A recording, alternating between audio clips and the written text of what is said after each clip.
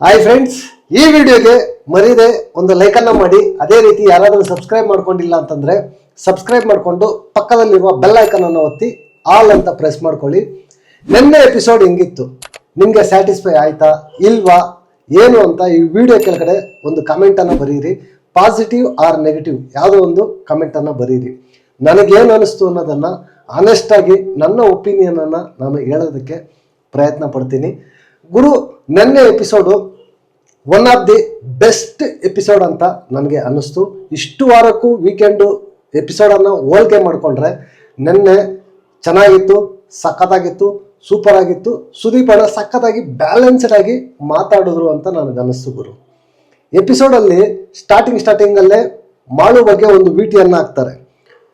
ಮಾಳು ಮಾತಾಡಲ್ಲ ಅಂತ ಹೇಳ್ತಾ ಇದ್ರು, ಯಾವ ರೀತಿ ಮಾತಾಡೋರು ಅಂತ ಅಂದ್ಬಿಟ್ಟು ಒಂದು ವಿಟಿ ಹಾಕ್ತಾರೆ. ಗುರು, ಮಾಳು ಮಾತಾಡ್ತಾನೆ, ಬಟ್ ಸ್ವಲ್ಪ ಓಪನ್ ಅಪ್ ಆಗೋದಕ್ಕೆ ಟೈಮ್ ಹಿಡಿಯಿತು. ಇಲ್ಲಿಂದ ಆಚೆಗೆ ಚೆನ್ನಾಗಿ ಆಕ್ಟಿವ್ ಆಗಿ ಇರ್ತಾನೆ ಅಂತ ನಾನು ಅಂದ್ಕೊಂಡಿದ್ದೀನಿ. ನೋಡೋಣ, ಹೋಗ್ತಾ ಹೋಪ್ ಇದೇ ರೀತಿ ಕಂಟಿನ್ಯೂ ಮಾಡ್ತಾರೆ ಮಾಳು ಅಂತ. ಅದ್ರ ಜೊತೆಗೆ ಸುದೀಪ್ ಅಣ್ಣ ಕೇಳ್ತಾರೆ, ಈ ವಾರ ಎಲ್ಲ ಟಾಸ್ಕ್ ಇಲ್ಲ, ಏನೂ ಇಲ್ಲ, ಹೆಂಗಿತ್ತು ಅಂತ. ಚೆನ್ನಾಗಿತ್ತು ಅಂತ ಸುದೀಪ್ ಅಣ್ಣ ಹೇಳ್ತಾರೆ. ಗುರು, ನನಗನ್ಸಿದ್ದೇನು ಅಂತಂದರೆ ಈ ವೀಕೆಲ್ಲ ಫುಲ್ಲು ಬೋರಿಂಗ್ ಆಗಿತ್ತು ಗುರು. ಚೆನ್ನಾಗೇನು ಇರಲಿಲ್ಲ. ಫುಲ್ಲು ಆ ಲೆಟ್ರ್ ಕಾನ್ಸೆಪ್ಟ್ ಒಂದನ್ನು ಹಿಡ್ಕೊಂಡು ಫುಲ್ಲು ಡ್ರ್ಯಾಗ್ ಮಾಡ್ಕೊಂಬಂದರು. ಮಂಡೇ ಎಪಿಸೋಡ್ ಒಂದು ಚೆನ್ನಾಗಿತ್ತು, ಅದು ಬಿಟ್ಟರೆ ಫ್ರೈಡೇ ಎಪಿಸೋಡು ಚೆನ್ನಾಗಿತ್ತು. ಇನ್ನು ಬಿಟ್ಟರೆ ನಡುವೆ ಇರ್ತಕ್ಕಂಥ 3 ಎಪಿಸೋಡೂ ಏನೂ ಇಲ್ಲ, ಬರೀ ಬೋರಿಂಗ್ ಅಷ್ಟೇ. ವರಸ್ಟ್ ಎಪಿಸೋಡ್ ಮಾತ್ರ ಇತ್ತು. ಬಟ್ ಸುದೀಪ್ ಅಣ್ಣ ನೋಡಿದ್ರೆ ಚೆನ್ನಾಗಿತ್ತು ಅಂತಲೇ ಹೇಳಿದ್ರು. ಅದಾದಮೇಲೆ ಚಂದ್ರಣ್ಣ ವಿಟಿ ಪ್ಲೇ ಮಾಡ್ತಾರೆ. ಏನಕ್ಕೆ ಅಂತಂದರೆ ಕಾವ್ಯ ಮೇಲೆ ಒಂದು ಅಲಿಗೇಷನ್ ಮಾಡ್ತಾರೆ, ಗಿಲ್ಲಿ ಮತ್ತು ಕಾವ್ಯ ಮೇಲೆ. ನಿಮ್ಮದು ಯಾವ ರೀತಿ ಪೋಟ್ರೆ ಆಗ್ತಾ ಇದೆ, ಲವ್ ಅನ್ನೋ ಥರ, ಮದುವೆ ಆದಮೇಲೆ ಯಾವ ರೀತಿ ಇರುತ್ತೆ ಏನು ಅಂತ ಈ ಥರ ಒಂದು ಅಲಿಗೇಷನ್ ಮಾಡಿರ್ತಾರೆ. ಅದಕ್ಕೆ ಸುದೀಪ್ ಅಣ್ಣ ಒಂದು ವಿಟಿ ಹಾಕ್ತಾರೆ ಚಂದ್ರಪ್ರಭಾ ಅವ್ರದ್ದು. ಅವರು ಮತ್ತು ರಿಷಾ ಗೌಡ ಅವರು ಇಬ್ಬರು ಕೂಡ ಒಂದು ಕ್ಲೋಸ್ ಆಗಿರ್ತಕ್ಕಂಥ ವಿಟಿ ಹಾಕಿ, ನೀವು ಕರೆಕ್ಟಾಗಿದ್ದು ಆಮೇಲೆ ಬೇರೆಯವ್ರಿಗೆ ಹೇಳಬೇಕು ಅಂತ ಒಂದು ಕ್ಲಾಸ್ ತಗೊತಾರೆ. ಚಂದ್ರಣ್ಣಗೆ ಇನ್ನೂ ಸರಿಯಾಗಿ ಕ್ಲಾಸ್ ತಗೋಬೇಕಾಗಿತ್ತು ಗುರು. ಸ್ವಲ್ಪನೇ ಕ್ಲಾಸ್ ತಗೊಂಡು ಕಟ್ ಮಾಡಿದ್ರು. ಇನ್ನೂ ಸ್ವಲ್ಪ ಸ್ಟ್ರಾಂಗ್ ಆಗಿ ತಗೊಂಡಿದ್ರೆ ಚೆನ್ನಾಗಿತ್ತು ಅಂತ ನನಗೆ ಅನ್ನಿಸ್ತಾ ಇತ್ತು ಗುರು. ಜೊತೇಲಿ ಇದ್ಕೊಂಡು ಗಿಲ್ಲಿ ಕಾವ್ಯ ಅಂದ್ಕೊಂಡು ಅವ್ರ ಜೊತೆನೇ ಇದ್ಕೊಂಡು ಅವ್ರಿಗೆ ಒಂಥರ ಬೆನ್ನಿಗೆ ಚೂರಿ ಹಾಕೋ ಕೆಲಸನ ಮಾಡಿದ್ರಲ್ವ. ನಿಜವಾಗ್ಲೂ ಅದು ಒಂಥರ ಬೇಜಾರಾಗದೆ. ಬೇರೆ ಯಾರೇ ಹೇಳಿದ್ರು ಕೂಡ ಒಪ್ಕೋಬೋದಾಗಿತ್ತು. ಚಂದ್ರಪ್ರಭಾ ಹೇಳಿದ್ದು ಎಲ್ಲ ಒಂದು ಕಡೆ ಅದನ್ನು ತಗೊಳ್ಳೋಕ್ಕೆ ಆಗೋದಿಲ್ಲ. ಆ ಥರ ಅವರು ಹೇಳ್ಬಾರ್ದಾಗಿತ್ತು, ಬಟ್ ಹೇಳಿದ್ರು, ಏನೂ ಮಾಡೋಕ್ಕಾಗೋದಿಲ್ಲ. ಅದು ಅವರ ಮಿಸ್ಟೇಕ್ ಅಷ್ಟೇ. ಕರೆಕ್ಟಾಗಿ ಸುದೀಪ್ ಅಣ್ಣ ಅಡ್ರೆಸ್ ಮಾಡಿದ್ರು ಅಂತ ಅನ್ನಿಸ್ತು. ಅದಾದಮೇಲೆ ಧನುಷ್ಗೆ ಕಿಚ್ಚನ ಚಪ್ಪಾಳೆ ಕೊಡ್ತಾರೆ. ಕೊಟ್ಬಿಟ್ಟು ರೀಸನ್ ಏನು ಹೇಳೋದು, ಸ್ಯಾಕ್ರಿಫೈಸ್ ಮಾಡ್ತಾರೆ. ಒಂದು ಸ್ಯಾಕ್ರಿಫೈಸ್ ಮಾಡಿದ್ದಾದಮೇಲೆ ಅದನ್ನು ಎಲ್ಲೂ ಅವರು ಡಿಸ್ಕಸ್ ಮಾಡೋದಿಲ್ಲ ಅಂತ ಹೇಳ್ತಾರೆ. ಗುರು, ನನಗನ್ಸಿದ್ದೇನು ಅಂತಂದರೆ ಈ ವಾರ ಯಾರೂ ಕಿಚ್ಚನ ಚಪ್ಪಾಳೆಗೆ ಡಿಸರ್ವ್ ಇರಲಿಲ್ಲ. ಇರೋದ್ರಲ್ಲಿ ಬೆಟರು ಅಂತಂದರೆ ಧನುಷು, ಅದಾದಮೇಲೆ ರಕ್ಷಿತಾ, ಕಾವ್ಯ ಸ್ವಲ್ಪ ಓಕೆ ಅಂತ ಹೇಳ್ಬೋದು. ಈ 3ರಲ್ಲಿ ಯಾರಿಗೆ ಸಿಕ್ಕಿದ್ರು ಕೂಡ ಓಕೆ ಅಂತ ಹೇಳ್ಬೋದು. ಅದರಲ್ಲೂ ಕೂಡ ಧನುಷು ಟೂ ಗುಡ್ ಗುರು. ಯಾಕೆ ಅಂತಂದರೆ ಎಲ್ಲೂ ಬ್ಯಾಕ್ ಮಾತಾಡಲ್ಲ, ಏನಿದ್ರೆ ಅದನ್ನು ಮಾತ್ರ ಹೇಳ್ತಾರೆ. ನಾನು ಮಾಡಿದೆ ಅಂತ ಏನೂ ಪೋಟ್ರೆ ಮಾಡಲ್ಲ. ಓಕೆ, ಕೊಟ್ಟಿದ್ದು ಟೂ ಗುಡ್ ಅಂತಲೇ ಅನ್ನಿಸ್ತು. ಬಟ್ ಎಲ್ಲರೂ ಡಿಸರ್ವ್ ಇಲ್ಲ ಅಂತ ನನಗೆ ಅನ್ನಿಸ್ತು ಗುರು ಈ ವಾರ ಯಾರು ಕಿಚ್ಚನ ಚಪ್ಪಾಳೆಗೆ. ಅದಾದಮೇಲೆ ಸುಧೀರ್ ಅಣ್ಣ ಹತ್ರ ಮಾತಾಡ್ತಾರೆ. ಸುಧೀರ್ ಅವ್ರ ಮನೇಲಿದ್ದಾರಾ ಇಲ್ವಾ, ಕಳಪೆಗೆ ಜಸ್ಟ್ ಮಿಸ್ ಆಗಿಬಿಟ್ರು ಅಂತ ಅಂದ್ಬಿಟ್ಟು ಒಂದು ವಿಟಿ ಹಾಕಿ ಸುಧೀರ್ ಅಣ್ಣ ಮನೆಯಲ್ಲೇ ಇದ್ದಾರೆ ಅಂತ ಅಂದ್ಬಿಟ್ಟು ಹೇಳ್ತಾರೆ. ಸುಮ್ಮನೆ ಅದು ಅನ್ನೆಸೆಸರಿ ಟಾಪಿಕ್ ಅಂತ ನನಗೆ ಅನ್ನಿಸ್ತು ಗುರು. ಸುಧೀರ್ ಅಣ್ಣದ ಆ ವಿಟಿ ಹಾಕಿ ಪ್ಲೇ ಮಾಡಿ, ಇಲ್ಲ ಅದು ಕ್ಲಾಸು ತಗೊಂಡಿಲ್ಲ, ಏನೂ ತಗೊಂಡಿಲ್ಲ, ಒಂಥರ ಫನ್ನಿ ವೇನಲ್ಲೇ ಹೋಯ್ತು. ಅದಾದಮೇಲೆ ಸ್ವಲ್ಪ ಇಂಟ್ರೆಸ್ಟಿಂಗ್ ಮಾತಾಡಿದ್ದೇನು ಅಂತಂದರೆ ಕಳಪೆ ಬಗ್ಗೆ ಮಾತಾಡ್ತಾರೆ. ಕಳಪೆ ಎಲ್ಲರೂ ಪ್ಲ್ಯಾನ್ ಮಾಡಿ ಗಿಲ್ಲಿನ ಕೊಟ್ರಿ ಅಂತ ಹೇಳ್ತಾರೆ. ಗುರು, ಗಿಲ್ಲಿ ಕಳಪೆಗೆ ಹೋಗುವಂಥ ಕ್ಯಾಂಡಿಡೇಟ್ ಅಲ್ಲ ಗುರು. ಯಾಕಂತಂದರೆ ಪೂರ್ತಿ ಎಲ್ಲೂ ಬೋರಿಂಗ್ ಆಗದೆ ಲೈವಲ್ಲಾಗಿರ್ಬೋದು, ಎಪಿಸೋಡಲ್ಲಾಗಿರ್ಬೋದು, ಗಿಲ್ಲಿ ಮಾತ್ರ ಒನ್ ಸೈಡೆಡ್ ಆಗಿ ಇದ್ದ. ಬಟ್ ಇವರೆಲ್ಲ ಪ್ಲ್ಯಾನ್ ಮಾಡಿ ಗಿಲ್ಲಿಗೆ ಕಳಪೆ ಕೊಟ್ಟರು. ಬಟ್ ಅವ್ರಿಗೆ ಗೊತ್ತಿಲ್ವಲ್ಲ ಆಚೆ ಕಡೆ ಹೆಂಗಿದೆ ಏನು ಅಂತ. ಅವ್ರು ನಾವು ಮಾಡಿದ್ದೇ ಸರಿ ಅಂತಂದ್ಬಿಟ್ಟು ಅವ್ರು ಅನ್ಕೊತಾರೆ. ಏನು ಮಾಡೋಕ್ಕಾಗಲ್ಲ, ಅವ್ರ ಹಳ್ಳನ ಅವರೇ ತೋಡ್ಕೊತಾ ಇದ್ದಾರೆ ಅಷ್ಟೇ.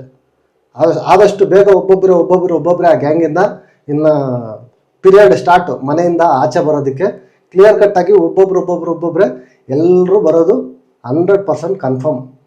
ಒಂಥರ ಪ್ಲ್ಯಾನ್ ಮಾಡಿ ಗಿಲ್ಲಿಗೆ ಕೊಡ್ತಾರೆ. ಅದು ಸುಧೀರ್ ಅಣ್ಣ ಒಪ್ಕೋತಾರೆ ಕ್ಲೀನಾಗಿ. ನಾನು ಈ ಥರ 6 ಔಟ್ ನನಗೆ ಬಂದುಬಿಟ್ಟಿತ್ತು, ಇನ್ನೆರಡು ಔಟು ಬಂದುಬಿಟ್ಟಿದ್ದಿದ್ರೆ ನನಗಾಗೋಗ್ತಾಯಿತ್ತು. ಇನ್ಸ್ಟೆಂಟಾಗಿ ನಾವು ಪ್ಲ್ಯಾನ್ ಮಾಡಿ ಆ ಕಡೆ ಹಾಕಿದ್ವಿ ಅಂತಂದ್ಬಿಟ್ಟು ಹೇಳ್ತಾರೆ. ಬಟ್ ಅದು ರಾಂಗ್ ಅಂತ ನನಗೂ ಅನ್ನಿಸ್ತು.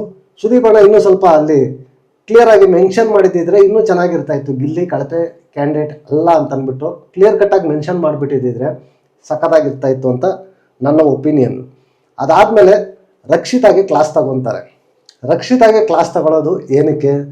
ಹಿರಿಯರಿಗೆ ಗೌರವ ಕೊಡದೆ ಆ ರೀತಿ ಆ ಕಾಲಲ್ಲಿ ಅವ್ರು ಹಾಕೋ ಓಟನ್ನು ನಾನು ಬ್ರೇಕ್ ಮಾಡ್ತೀನಿ ಅಂತ ಆ ಥರ ಅಗೌರವವಾಗಿ ನಡ್ಕೊಂಡ್ರು ಅಂತಂದ್ಬಿಟ್ಟು ಒಂದು ಕ್ಲಾಸ್ ತಗೊತಾರೆ. ಗುರು ಕ್ಲಾಸು ತಗೊಂಡಿದ್ದು ಒಳ್ಳೇದೇ ಅಂತ ನನಗನ್ನಿಸ್ತು. ಯಾಕೆಂತಂದರೆ ಪ್ರತಿಯೊಬ್ಬರೂ ಗೊತ್ತಿಲ್ಲದೆ ಸಣ್ಣ ಪುಟ್ಟ ಮಿಸ್ಟೇಕ್ ಮಾಡ್ತಾರೆ. ಯಾರು ಮನುಷ್ಯ 100% ರೈಟು ಅಂತ ಹೇಳೋದಕ್ಕಾಗೋದಿಲ್ಲ.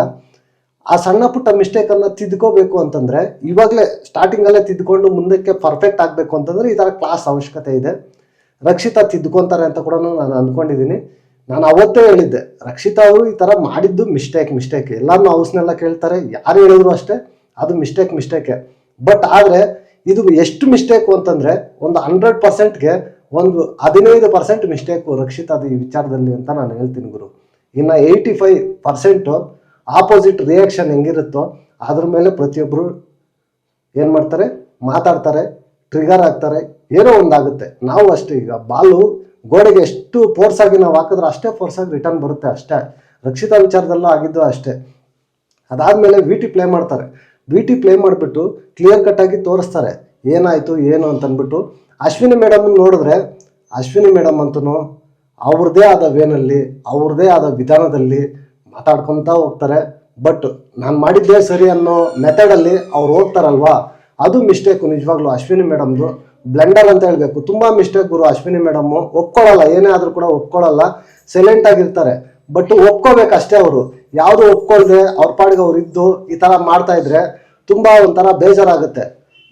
ಅಟ್ಲೀಸ್ಟ್ ಸುದೀಪ್ ಅಣ್ಣಗಾದ್ರೂ ರೆಸ್ಪೆಕ್ಟ್ ಕೊಟ್ಟು ಒಪ್ಕೋಬೇಕು. ಈಗ ರಕ್ಷಿತಾ ಮಾಡಿದ ಮಿಸ್ಟೇಕನ್ನು ಒಪ್ಕೊಬಿಟ್ರು.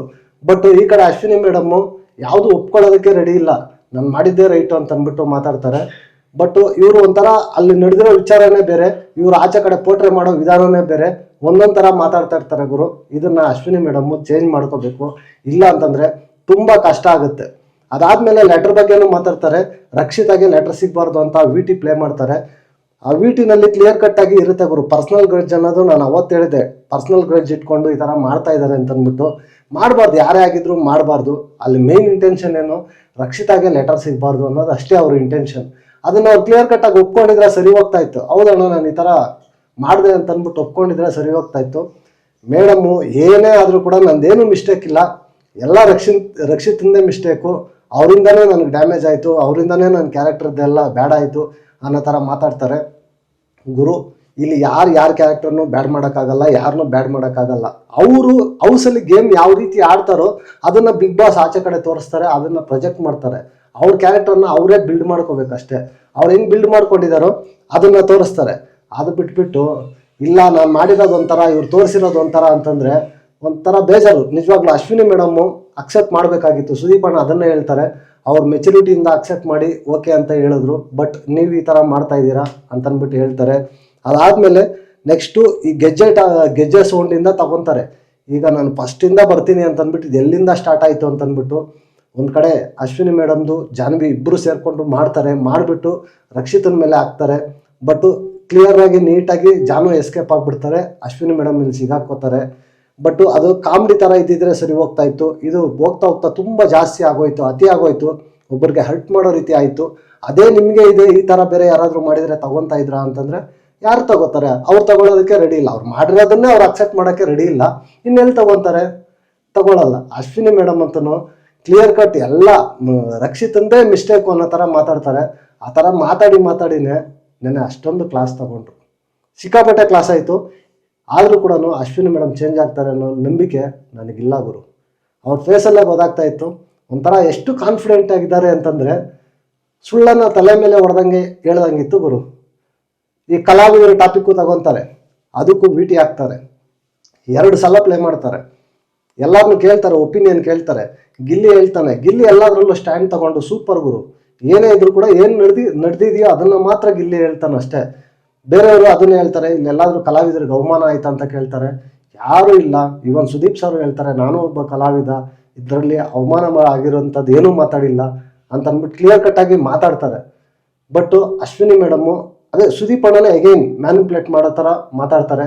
ಅವರೇ ಸುದೀಪ್ ಅಣ್ಣನೇ ಇಲ್ಲ ರಕ್ಷಿತಂದೇ ಮಿಸ್ಟೇಕು ಅನ್ನೋ ಥರ ಮಾತಾಡೋದಕ್ಕೆ ಫೋರ್ಸ್ ಮಾಡ್ತಾ ಇರ್ತಾರೆ.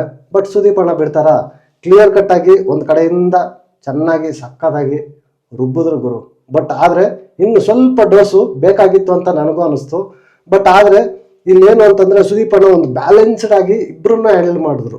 ಒಂದು ಕಡೆ ಹಾವು ಸಾಯ್ಬಾರ್ದು, ಕೋಲು ಮುರಿಬಾರ್ದು ಆ ಥರ. ಈಗ ಹೆಂಗೆ ಅಂತಂದರೆ ಅಶ್ವಿನಿ ಮೇಡಮ್ ವಿಚಾರ ಹೆಂಗೆ ಅಂತಂದರೆ ಜನ ಎಕ್ಸ್ಪೆಕ್ಟ್ ಮಾಡೋದು ಹೆಂಗೆ ಅಂತಂದರೆ ಸುದೀಪ್ ಅಣ್ಣ ಚೆನ್ನಾಗಿ ಬೈಬೇಕು ಅಂತ. ಗುರು ಈಗ ನಾವು ಮಾತಾಡ್ಕೊಬಿಡ್ಬೋದು ಈ ಥರ ಬೈಬೇಕು ಆ ಥರ ಬೈಬೇಕು ಅಂತ. ಬಟ್ ಆ ಸ್ಟೇಜ್ ಮೇಲೆ ನಿಂತ್ಕೊಂಡು ಸುದೀಪ್ ಅಣ್ಣ ಆ ರೇಂಜ್ಗೆ ಮಾತಾಡೋದಕ್ಕೆ ಆಗೋದಿಲ್ಲ. ಯಾಕೆ ಅಂತಂದರೆ ನೆಕ್ಸ್ಟ್ ಅವ್ರಿಗೂ ಒಂದು ಫ್ಯೂಚರ್ ಇರುತ್ತೆ. ಈಗ ಅಶ್ವಿನಿ ಮೇಡಮ್ ಆಚೆ ಬಂದರು ಅಂದರೆ ನೆಕ್ಸ್ಟ್ ಅವ್ರಿಗೂ ಒಂದು ಫ್ಯೂಚರ್ ಇರುತ್ತೆ, ಸಿನಿಮಾ ಮಾಡಬೇಕು, ಬೇರೆ ಬೇರೆ ಇದಿರುತ್ತೆ. ಅದು ಕೆರಿಯರ್ಗೆಲ್ಲ ಡ್ಯಾಮೇಜ್ ಆಗಬಾರ್ದು ಅಂತ ಅಂದ್ಬಿಟ್ಟು ಎಷ್ಟು ಸ್ಮೂತಾಗಿ ಹ್ಯಾಂಡಲ್ ಮಾಡೋಕ್ಕಾಗುತ್ತೋ ಅಷ್ಟು ಸ್ಮೂತಾಗಿ ಸುದೀಪ್ ಅಣ್ಣ ಹ್ಯಾಂಡಲ್ ಮಾಡಿ ಬುದ್ಧಿ ಹೇಳಿದ್ರು ಅಂತ ನನಗನ್ನಿಸ್ತು. ಬಟ್ ಆ ಥರ ರ್ಯಾಶ್ ಆಗಿ ಹೆಂಗಂದ್ರೆ ಹೆಂಗೆ ಮಾತಾಡ್ಕೊತ ಹೋಗ್ತಾ ಇದ್ರೆ ನೆಕ್ಸ್ಟು ಬಿಗ್ ಬಾಸ್ಗೆ ಬರೋದಕ್ಕೆ ಕಂಟೆಸ್ಟೆಂಟ್ಸೇ ಭಯ ಬೀಳ್ತಾರೆ. ಈ ಥರ ಆಗ್ಬಿಟ್ರೆ ಕೆರಿಯರೇ ಲಾಸ್ ಆಗಿಬಿಡುತ್ತೆ ಅಂತ ಅಂದ್ಬಿಟ್ಟು. ಬಟ್ ಸುದೀಪ್ ಅಣ್ಣ ಹೇಳಿದ್ದೇನು ಕ್ಲಿಯರ್ ಕಟ್ಟಾಗಿ ಈ ಕಡೆ ರಕ್ಷಿತಂದು ಮಿಸ್ಟೇಕ್ ಇದೆ, ಅಶ್ವಿನಿದು ಮಿಸ್ಟೇಕ್ ಇದೆ, ಇಲ್ಲಿ ಯಾರು ಫಾರ್ ಬೆಟರ್ ಅಲ್ಲ ಅಂತ ಅಂದ್ಬಿಟ್ಟು ಕ್ಲಿಯರ್ ಕಟ್ಟಾಗಿ ಇಬ್ಬರಿಗೂ ಬ್ಯಾಲೆನ್ಸ್ಡ್ ಆಗಿ ಮಾತಾಡಿದ್ರು ಅಂತ ನನಗನ್ನಿಸ್ತು. ಕೊನೆಯದಾಗಿ ಅಶ್ವಿನಿ ಮೇಡಮ್ ಅಷ್ಟಾದ್ರೂ ಹಂಗೆ ಹಿಂಗೆ ಅಂತ ಮಾತಾಡ್ತಾನೆ ಇರ್ತಾರೆ, ಒಪ್ಕೊಳ್ಳೋದೇ ಇಲ್ಲ. ಕೊನೆಗೆ ಎಷ್ಟೋ ಫೋರ್ಸಬಲಿ ಒಪ್ಕೊಂಡ್ರು ಅಂತ ನನಗನ್ನಿಸ್ತು ಗುರು. ಆನೆಸ್ಟಿಯಿಂದ ಅವ್ರು ಒಪ್ಕೊಂಡಿಲ್ಲ ಅಂತ ನನಗನ್ನಿಸ್ತು. ಈಗಲೂ ಸ್ಟಿಲ್ ಅವ್ರು ಮಾಡಿದ್ದೇ ಸರಿ ಅಂತಂದ್ಬಿಟ್ಟು ಅಂದ್ಕೊಂಡಿದ್ದಾರೆ. ಈ ಸೆಂಟ್ರಲ್ಲಿ ಈ ರಕ್ಷಿತನ್ಗೆ ಎಲ್ಲಿಂದ ಸ್ಟಾರ್ಟ್ ಆಯಿತು ಅಂತ ಕೇಳಿದಾಗ ಪಾಪ ರಕ್ಷಿತ ಸ್ವಲ್ಪ ಆಚೆ ಈಚೆ ಮಾತಾಡೋದಕ್ಕೆ ತೊದಲ್ತಾ ಇರ್ತಾರೆ, ಸೈಲೆಂಟಾಗಿರ್ತಾರೆ. ಬಟ್ ಸುದೀಪ್ ಅಣ್ಣ ಒಂದು ಕೌಂಟ್ರ್ ಹಾಕ್ತಾರೆ, ಧ್ರುವ ಅಂತ ಕೇಳ್ತಾರೆ ಕನ್ನಡ ಕ್ಲಿಯರಾಗಿ ಇದೇನಾ ಕನ್ನಡ ಅರ್ಥ ಆಗ್ತಾ ಇದೆಯಾ ಅಂತ ಕೇಳಿದಾಗ ಇಲ್ಲ ಹಂಗೆ ಹಿಂಗೆ ಅಂತ ಹೇಳ್ತಾರೆ. ನಮ್ಗೆ ಚೆನ್ನಾಗಿ ಅರ್ಥ ಆಗ್ತದೆ, ಚೆನ್ನಾಗಿ ಮಾತಾಡ್ತಾ ಇದ್ದಾರೆ ಅಂತ ಇಂಡೈರೆಕ್ಟಾಗಿ ಧ್ರುವಂತಗೊಂದು ಪಂಚ ಹಾಕ್ತಾರೆ. ಯಾಕಂತಂದರೆ ಅವರು ಮಂಗಳೂರು ಕನ್ನಡ ಅಲ್ಲ, ಇವ್ರು ಪರ್ಫೆಕ್ಟಾಗಿ ಬರುತ್ತೆ, ಇವ್ರು ಬೇರೆ ಥರ ಮಾತಾಡ್ತಾ ಇದ್ದಾರೆ ಹಂಗೆ ಹಿಂಗೆ ಅಂತ ಹೇಳಿರ್ತಾರೆ. ಅದಕ್ಕೆ ಒಂದು ರೀಕೌಂಟ್ರ್ ಬಂದು ಸಕ್ಕತ್ತಾಗಿ ಕೊಡ್ತಾರೆ. ಫೈನಲ್ ಆಗಿ ಓವರಾಲ್ ಆಗಿ ಸುದೀಪ್ ಅಣ್ಣ ಹೇಳಿದ್ದೇನು ಅಂತಂದರೆ ಇಲ್ಲಿ ಯಾರ ವ್ಯಕ್ತಿತ್ವನೂ ಕೊಲೆ ಮಾಡೋದಕ್ಕೆ ನಾವು ಬಂದಿಲ್ಲ, ಕ್ಲಿಯರ್ ಕಟ್ಟಾಗಿ ಜನಕ್ಕೆ ನಾವು ತೋರಿಸ್ಬೇಕಾಗಿತ್ತು ಯಾರ್ದು ಸರಿ ಯಾರ್ದು ಮಿಸ್ಟೇಕು ಅನ್ನೋದ್ರ ಬಗ್ಗೆ ಮಾತಾಡಬೇಕಾಗಿತ್ತು ಅಂತ ಹೇಳ್ತಾರೆ. ಈ ಟಾಪಿಕನ್ನು ಆ್ಯಕ್ಚುಲಿ ಬಿಗ್ ಬಾಸ್ ಟೀಮು ಮಾತಾಡೋದಕ್ಕೆ ಡಿಸ್ಕಸ್ ಮಾಡೋದಕ್ಕೆ ಇಂಟ್ರೆಸ್ಟ್ ಇರಲಿಲ್ಲ. ಲಾಸ್ಟ್ ವೀಕೆ ಬಿಟ್ಬಿಟ್ಟಿದ್ರು, ಬೇಡ ಈ ಟಾಪಿಕ್ಕೇ ಬೇಡ ಅಂತ ಬಿಟ್ಬಿಟ್ಟಿದ್ರು. ಈ ಟಾಪಿಕ್ ಮಾತಾಡೋ ಥರ ಮಾಡಿದ್ದು ಅಶ್ವಿನಿ ಮೇಡಮ್. ಅವ್ರು ಪದೇ ಪದೇ ಕಲಾವಿದರು ಅದು ಇದು ಅಂತ ತೆಗ್ದಿದ್ದಕ್ಕೆ ಈ ವೀಕ್ ಮಾತಾಡಿದ್ರು. ಇನ್ ಕೇಸ್ ಅಶ್ವಿನಿ ಮೇಡಮ್ಮು ಈ ವೀಕ್ ತೆಗ್ದಿಲ್ಲ ಅಂತಂದಿದ್ರೆ ಆ ಕಲಾವಿದರು ಟಾಪಿಕ್ಕೇ ಮಾತಾಡ್ತಾ ಇರಲಿಲ್ಲ. ಇನ್ನೂ ಸುಮಾರು ಟಾಪಿಕ್ಗಳಿದ್ವು.